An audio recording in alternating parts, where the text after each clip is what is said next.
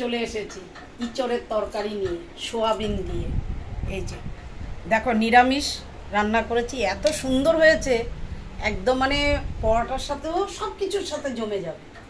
নিরামিষ ইঁচড় বেরিয়ে গেছে, আর তার সাথে বানিয়েছি বেগুন মশলা।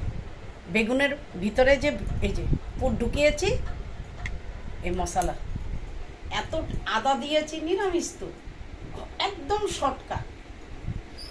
একটু বেসনের মধ্যে পুরটা ঢুকিয়ে বেসনে ভেজে নেবে, তারপরে অবশ্যই এটা রান্না করে খেয়ে দেখলে মানে আর কিচ্ছু লাগবে না। তবে আজকে আমি যা রান্না করেছি, বেগুন মশলা করেছি, সাদা ভাতের সাথে জমে যাবে। আর বাঁধাকপি, আমার ছেলে তো বেগুন খাবে না, ছোট ছেলে বিষ্ণু, তো এই জন্য আমি বানিয়েছি আজকে বেগুন বাঁধাকপির ঘন্ট ওর জন্য। আর ইঁচড় এটা খাবে, সোয়াবিন দিয়ে ইঁচড় দিয়ে বানিয়েছি, এটা খাবে। আর তার সাথে বানিয়েছি এই যে ছোলার ডাল দিয়ে টমেটো দিয়েছি, আর সাজনা ডাঁটা দিয়েছি, সোমবার দিয়েছি সর্ষার কালো জিরে।